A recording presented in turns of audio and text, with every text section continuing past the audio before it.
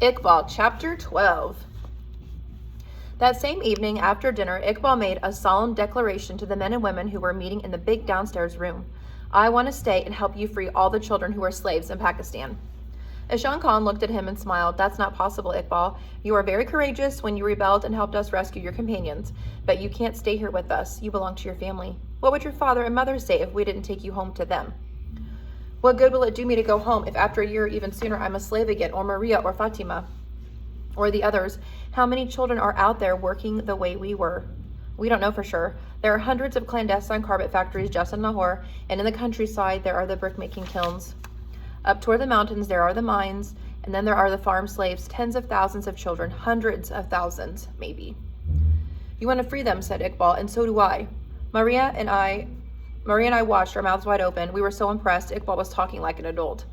Think it over, Ishan, one of the men said. The boy's clever and could be useful. You know how hard it is to get the magistrates to intervene? Iqbal could sneak in and talk to the children who would trust him. He can find the proof we need. If it hadn't been for him, we would never have been able to stop Hussein Khan. Ishan Khan continued to shake his head. No, he'd have to learn so many things. I'll learn, Iqbal promised. I've already learned to read and write. Well, a little anyway. It's too dangerous. The carpet merchants and the kiln owners are very powerful. The money lenders are influential. The people tend to protect them. You've already seen that. And the magistrates just look the other way. All of us here have been threatened and persecuted. No, we can't allow it. Iqbal stood up and drew himself to his tallest, which actually wasn't very tall.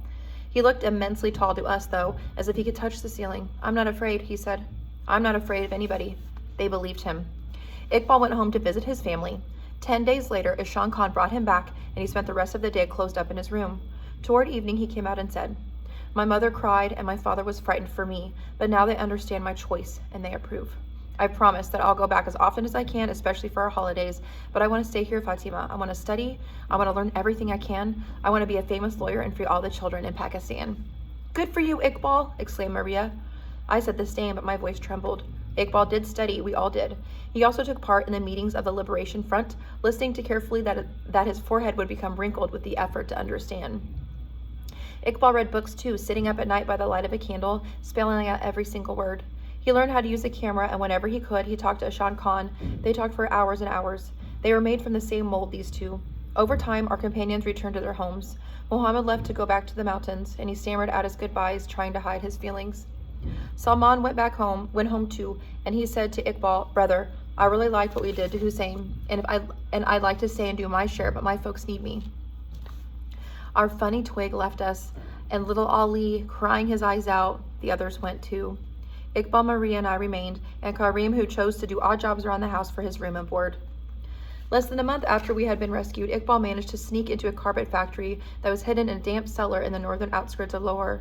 He found 32 children, covered with scabies and wounds, so thin their ribs almost cut through their skin. He spoke to them. He showed them the scars of his hands to win their trust, and he took photos of the chains and the looms and the water seeping in.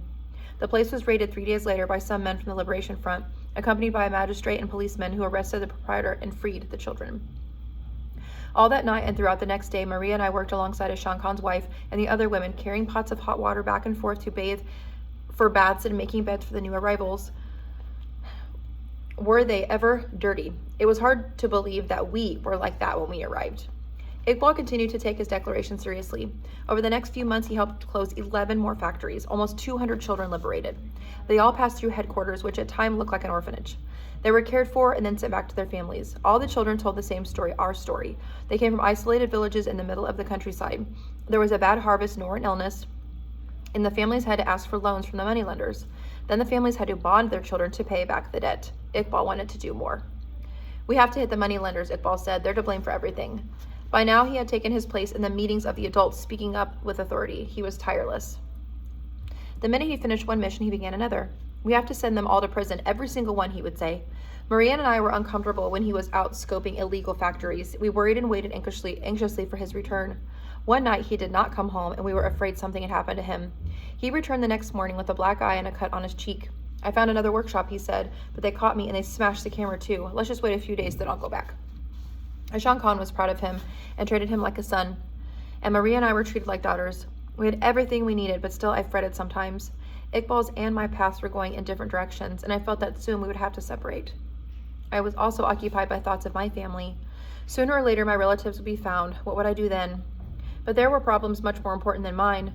Ashan Khan was worried. We have to be careful, he said, because they, the moneylenders, and the people who get rich by exploiting children, won't give in so easily. The more children we liberate, the more exploiters we accuse, and the more they will try to silence us. That's what they're afraid of, our voice. They get rich and fatten where there's silence and ignorance. One evening, I overheard Ashan Khan talking softly to his wife. It's Iqbal who worries me. By now they know him. They know that it's thanks to him that we can find them. He's so enthusiastic, but he's rash. We'll have to be more cautious. Soon there were 2 men on guard in the big downstairs room. One night, something woke us. We heard strange noises, then gunshots. Then there were shouts and the sound of running feet. What's happening, we asked. No one answered. Out in the street, some people shook their fists at us, and there was tough-looking men on the sidewalk in front of the headquarters. They would stand there for hours watching us go in and out. When I thought about Ashan Khan's they, I thought of Hussein Khan, but I also realized they had to be something even bigger and much worse. Then came the episode in the market to reinforce my fears.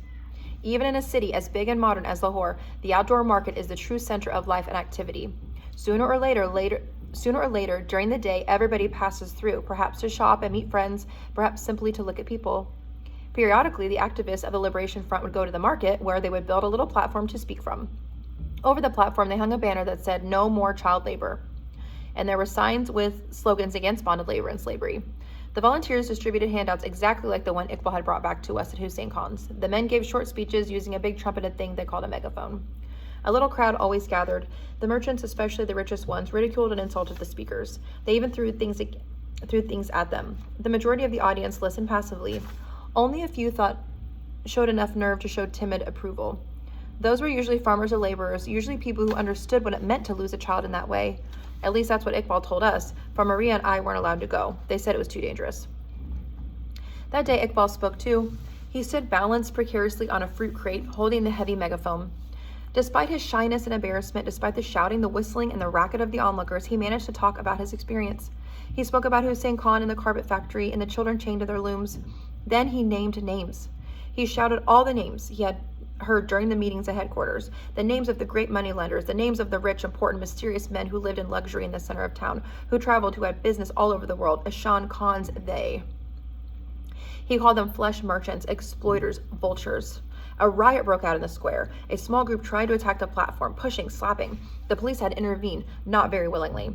They weren't in the square, of course. They don't go into the open air market, but evidently they have lots of supporters. The next morning, Ashan Khan came in with a pile of newspapers under his arm.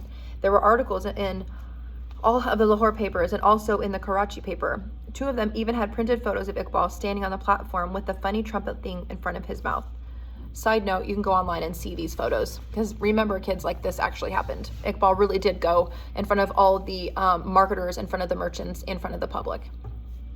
One of the papers called him the courageous child who had denounced his oppressors, and another talked about the shameful exploitation of a child's innocence.